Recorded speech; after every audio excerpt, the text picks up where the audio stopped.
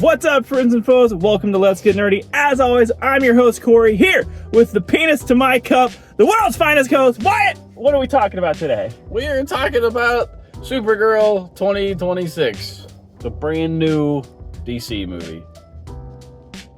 Penis cup. Not the penis cup.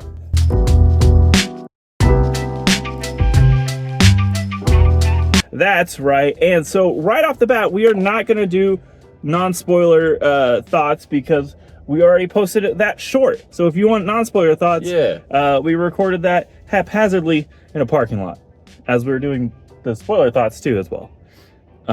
So Wyatt, yes, you're going to kick it off. What were your thoughts on Supergirl?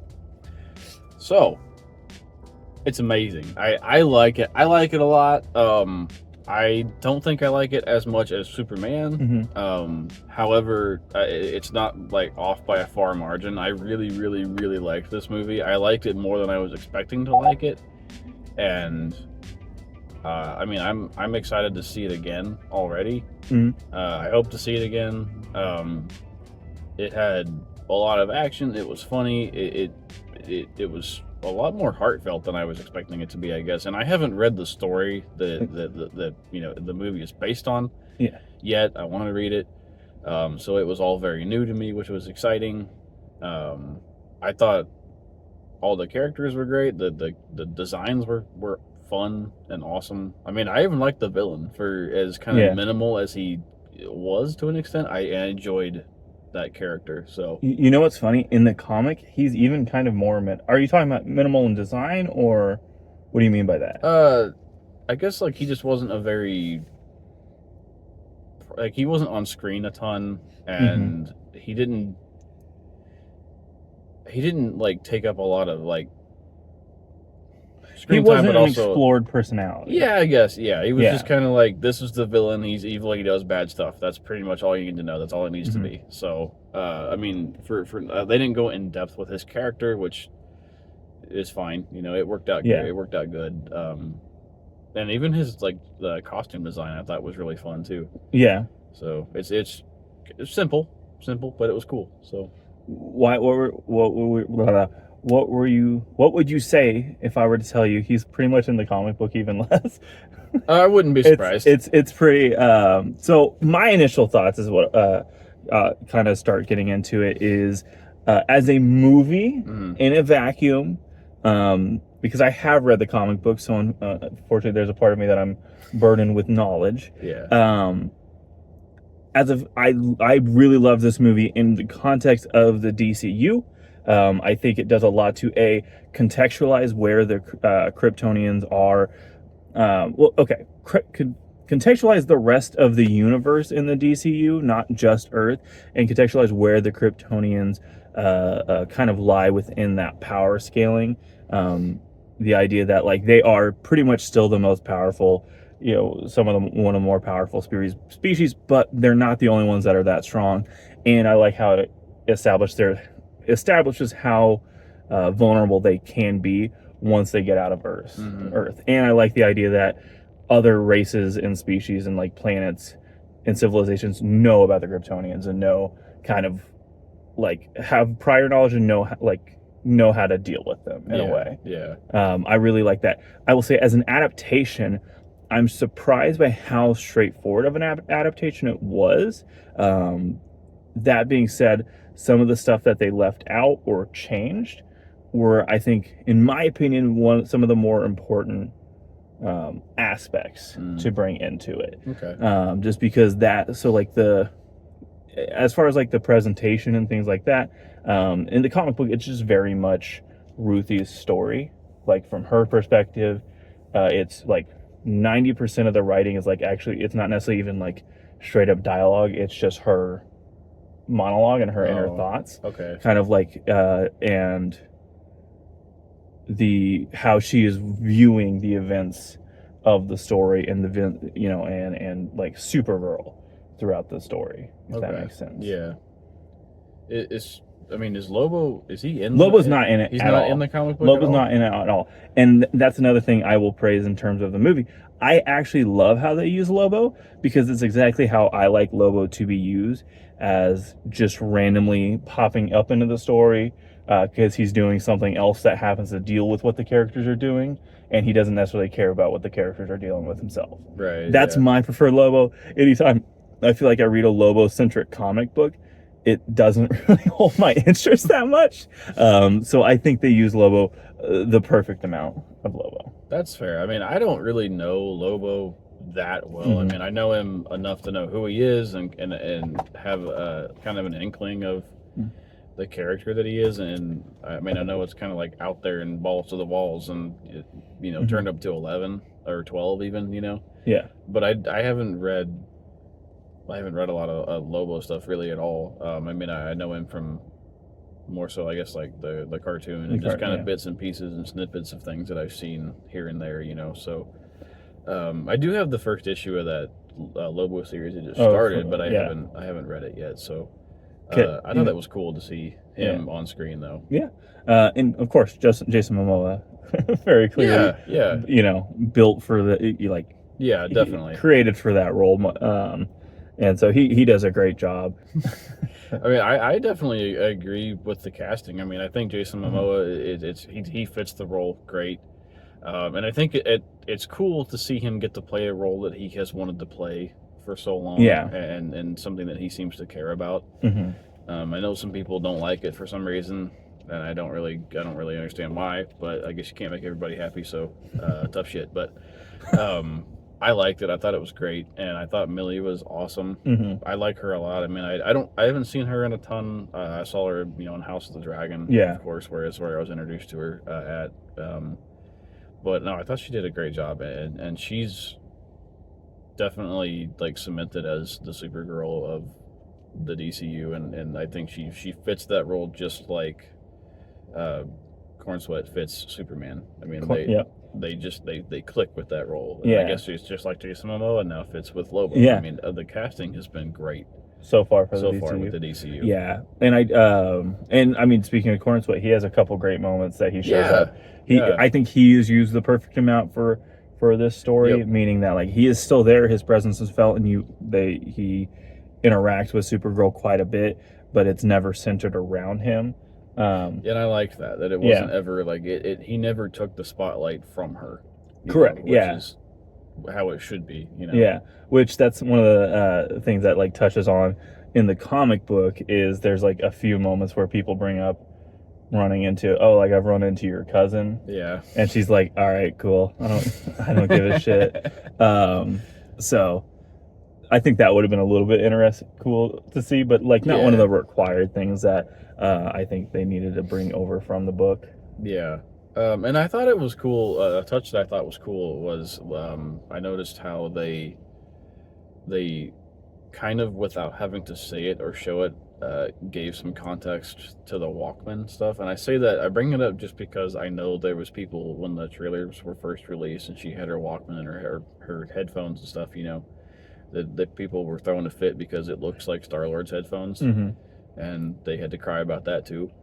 But they kind of gave context to it, which I thought was kind of neat. Not they didn't do it, of course, because of that, but it was, just to kind of, helped her knock out the noise and ground herself from the world when her powers were coming on for the first time, and she was hearing everything. And I just thought that was kind of a neat touch that I never really thought about. I'm sure Clark had to go through it too, where they're having this intense. Well, realistically, actually, if you look at the context of she's using an iPod with plugged-in headphones, that's actually probably Clark's iPod and headphones. Probably is. That's he was like, hey, I used this when I was first getting used to my powers. Or she's hipster. That could be too. Equal chances, especially if she's hanging out with Clark and Lois, especially. And I actually really loved the use of Krypton and I always forget the name of the city. Argo? I think so. City Argo. That sounds right. I will have a correction here I will have a correction here, surely.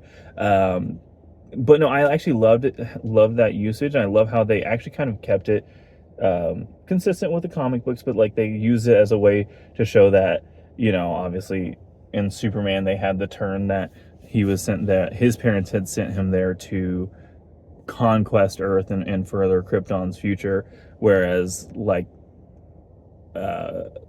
Kara's parents were a little bit just more concerned with preserving their people, and then like wanting her just to do good in the universe when they send her out there. I actually really liked how it showed that there wasn't like the diversity of thought and goals among Kryptonians.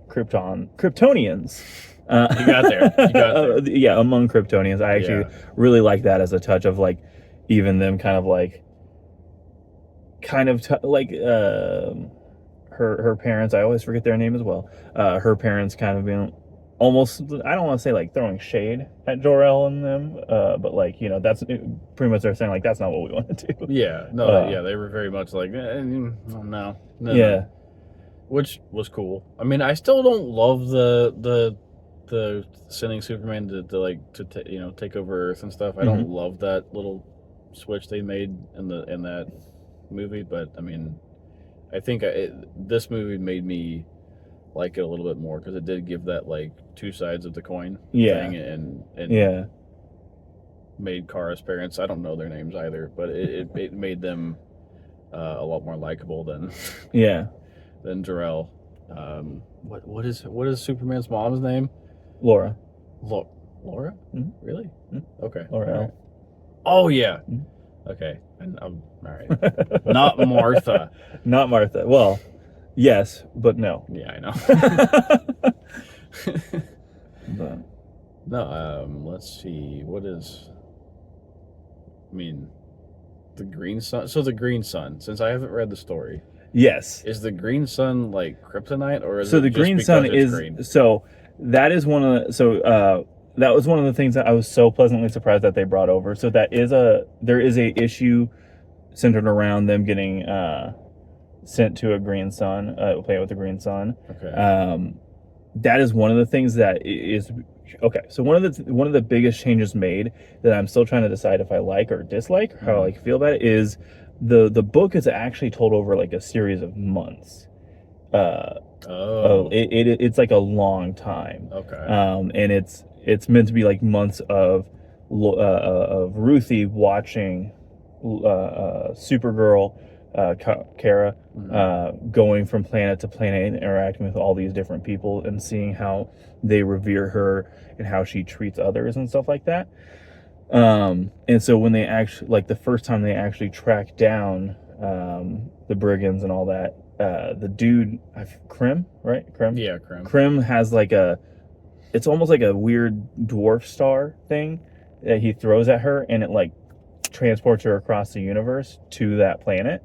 Damn. And so, so the idea is, yes, it is kryptonite. And not only is it like, and this is one of the things I kind of wish they had brought over, because they actually use that issue as a way to show how much Ruthie has grown and become actually like capable, because the planet they go to has a cycle of 48 hours. So she has to and it was a planet that Clark had been transported to before and almost died, but he had only been there for like an hour. Oh no! And so it turns into really cool, where like she drags Kara into a cave, like happens in the movies, and like she goes out to get water, and she has to fight all these different like dinosaur T-Rex type things, and like genuinely has to prove herself to survive, and like the whole survival of the issue is on her. And just by the end of it, like the sun turns and the yellow sun comes out. And Supergirl is pretty much like, man, and Clark only did an hour. So that was one of the few things that I was like, that would have been nice to have brought over. But yeah, that did come from the comics, and yes, that is kryptonite. Okay, that's pretty interesting. I really want to read this book now. It is a fantastic book. This is where I want to say this as a movie in the DCU, and all that. I am giving this like an 8 to maybe a 7.5 once hype dies down. Yeah. As an adaptation, I'm going to give it a solid 6. Just because it is a fairly straight... If anybody who's read the comic knows this is a fairly straightforward adaptation. But, again, some of the things that they've left out, in my opinion, like, I do really think the story benefits from being from Ruthie's perspective of her, because the idea is the more we're learning about Supergirl's backstory is because it's Supergirl telling Ruthie over the months that they are getting to know each other. Right. And then, like, it... You know, you end up running. They end up running into things like they go to a planet like that the brigand pirates had ransacked already, and they're like, "Oh, that's weird. Like, half of your people are missing," and it turns out that planet had killed half their people for the brigand pirates. Good Lord. And that had just like sacrificed those who they consider lesser, and it's like really and you know, and then like it's all really told. One thing I will say, it's all told in this like really kind of like a Western style, like True Grit, or even like Lone Wolf and Cub kind of type of story. And like visually, it's really told like that. That like the wide open shots and stuff like that. And, okay. The biggest thing that I bumped into here in terms of an adaptation is actually kind of where we end up at the end of this movie, and I understand for a few different reasons. Number one, like the final confrontation in the comic book is like while Supergirl is fighting the rest of the pirates, it actually ends up being Krim and Ruthie on a beach by themselves, and it becomes a real like samurai movie kind of cowboy like duel moment where she puts the sword. It has been months of growth for Ruthie where Supergirl kind of feels like she's finally had her to come around where, yes, like justice is what you want, revenge isn't what you're looking for. Right. But Ruthie is faced with it where Krim's right there, so she puts the sword between them, so it's like, so it's honorable. Like, you know, she's not killing like a captured dude or something like that. Yeah. And so it's in that moment that when she gets the best of Krim that she decides like, okay, I don't want it. Like, her not killing Krim was entirely her decision, whereas I feel like in the movie it's a little bit more like Kara being like, hey, please don't. Yeah. Yeah, that makes sense. And so that's kind of one of my more where I bump into it a little bit more. The other thing is it also ends with cutting to Ruthie going back to her planet and becoming like living her life, and Kara returns to her as an old lady, and actually brings Krim out of the Phantom Zone, because that's where they put him. Like they imprison him there, and he literally lives like 2 lives to the point where he actually atones for his sin. Like he actually for like years is refusing to apologize or refusing to acknowledge what he's done is wrong. And then like but then over the course of like another lifetime, he finally like relents and realizes the like horrible things he's done. Do we need to be worried about that? Probably just have to restart the car. Okay. But as soon as he does that, she actually takes him to Ruthie as an old lady, and Ruthie kills him there. Oh! because the idea is she still wants to kill him, right? But she doesn't want to live with the guilt that she's killed him. So it's at the end of her life, and it makes for a really nice it's such a great ending to such a good story. And so that's where like, but I also want to say like, I understand why they could not have done that here. Yeah. Because the Phantom Zone necessarily isn't a thing. They probably don't want to show Supergirl old, in case that they end up having to kill her for like Crisis, because then that would cause issues there. Yeah. And so I understand with the changes that, like all the changes they've made, I understand for the sake of storytelling. It's just the thing of like, I love that story so much, and it's so good that when it's like those are the pieces that are missing, it's like I have to remember this is an adaptation and it's not straight up supposed to be the story. Yeah. So like that's where ultimately I do love this movie. It's 7.5 to even an 8, but I have to just like temper my expectations in terms of the adaptation. Yeah, no, that makes sense. That makes a lot of sense. I mean, I think having not read it, I mean, it gives me a lot more opportunity to like love it, I guess, Yeah. because I have nothing to go off of. So Yeah. I mean, even like in like when what Ruthie's her name? Yep. When like her family's killed at the beginning of the movie, I had no idea that was coming. I mean, I kind of expected something bad to happen, but like, yeah, damn, that was like, I will say that, yeah, pretty much to start the movie, it's about a 1-to-1 adaptation until Lobo gets there. damn. But like, it is pretty straightforward. Like I mean, that's pretty good. Yeah. That's pretty faithful Yeah. for a large portion of the movie. Yeah. So. But again, I thought they adapted it pretty well, and then in the movie on its own merit, I think is an incredible movie. Yeah. And I think it is an incredible second step for the DCU in terms of their like film output. Yeah. It makes me very excited for the future. You know? Oh yeah, to see what comes next, and down the road. I think they've done a great job so far. There's a lot of exciting stuff to come already. I mean, between Man of Tomorrow. Yeah. Yeah. Okay. For some reason, that didn't sound right when I said it there. Man of Tomorrow, and then I mean, Clayface looks pretty intriguing. Yeah. I'm still a little on the fence about Lanterns, but I haven't read that story either. So that one is going to be one I might force you to read. Oh, read it before we watch the show, so you can, because I won't do that rant here. I'm not going to do that rant here. I think because that's going to be a whole discussion, because I have thoughts about that too. Yeah. But yeah, I think that kind of covers all of my thoughts on the movie. I guess, is there any specific scenes or moments that really stick out to you after the first watch? I mean, I think like you're just like, no. Maybe you got to digest a little bit. Yeah. But I mean, I will say, I think I was kind of surprised at how much emotion was in it. I mean, I knew like Crypto was gonna get got. He's gonna get got a little bit. And I honestly didn't expect him to pull through. You thought they were gonna kill Crypto? I did. I really did. That's crazy. I thought they were gonna go for it, dude. That was just my gut feeling, and I'm glad it was wrong. But I mean, as a dog owner, and that hit pretty hard. Fear, that hit pretty hard, seeing all the like Crypto hurt, and seeing Kara go through that, and the emotion that comes with that, and I mean, I had a cat just pass away, and I was there with him when he passed away, and so like I guess seeing her talk to him, as he's going through this, like.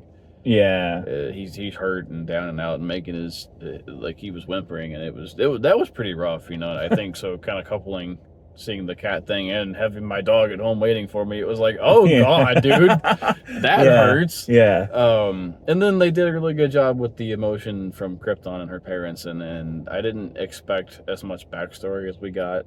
I kind of figured it would be like a boom boom quick and we're done, we're out of here with the backstory type thing, because that's how it seems to have been lately with superhero stuff. They seem to focus less on the backstories in terms of like. But I think with Kara, it is such an important thing to exemplify the excruciating nature of like having to watch her planet die. Like another change they made from the comics. She was there when Krypton died.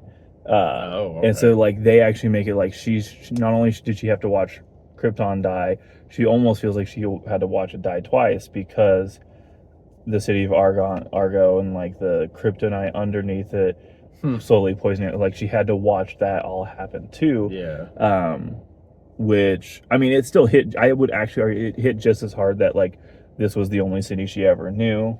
This was the only home she ever knew that she saw kind of dying. And so that hit really well. And that is from the comics of like just like there.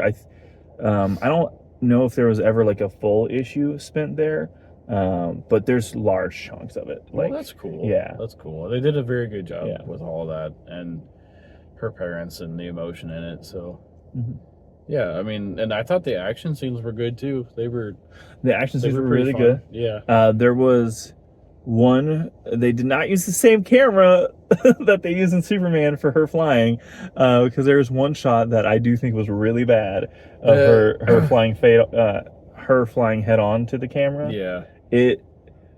They went for a lot of the same shots, but it definitely was not the same. No. There was one shot I straight up do think was a JPEG just zooming in. Oh no. I'm not gonna lie.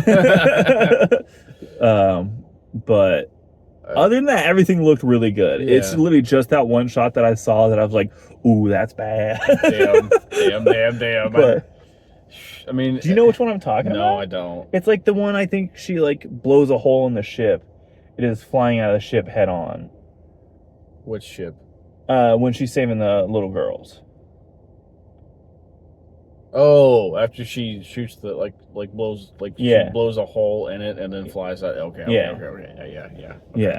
But I thought you were talking about the techno pirates or whatever. They're in that scene at first, but no, I'm following you now. Yeah. Clearly, it might not have looked that bad for everybody. I guess it didn't. But I think because I also just watched the old Supergirl today, looking for bad effects is now in my brain. That's fair. I think there's just something about the Supergirl suit. They kind of rise up out of ash or dust or whatever, and the sun's hitting them from illuminating the back shot. Yeah, and it's just so cool. I almost wonder if there is how they'll have a production Bible, if James Gunn has this is how we need to present these things specifically. That's a good question. And I wouldn't be surprised if that's this is how we need Kryptonians to be presented. Yeah. Or at least these two.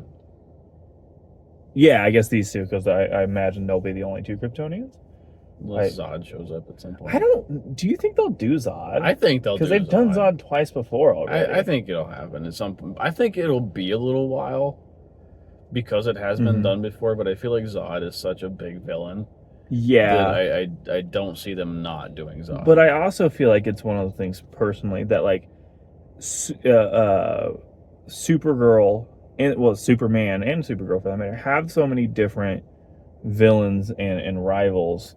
It almost feels like a Batman thing of we keep going back to dudes like Joker when Batman has so many other cooler cool and in my opinion cooler villains than Joker. Is also we've done Zod twice now. Yeah. And granted, both times could have been done better, but we've done Zod twice now. Let's try something. Yeah.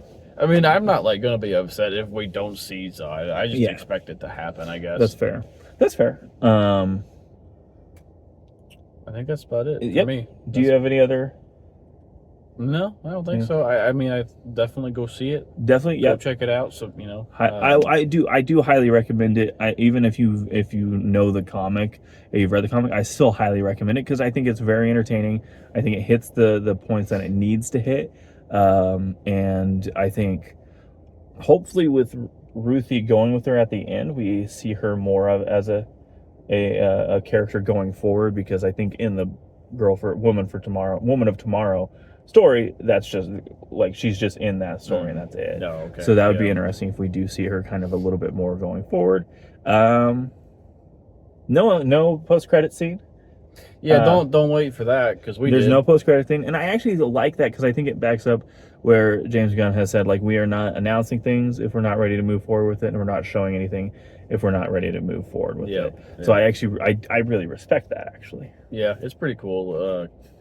Quality over quantity, I guess, if you will, and not pushing stuff just to push stuff. Yeah. So, because it was fun, but it was kind of exhausting that every superhero project ever had, there for a while, for years, had at least one or two end credit scenes. So, well, and it wasn't the end credit scene wasn't a roll your eyes thing until we started getting moments post Endgame MCU where they would make promises they can't keep.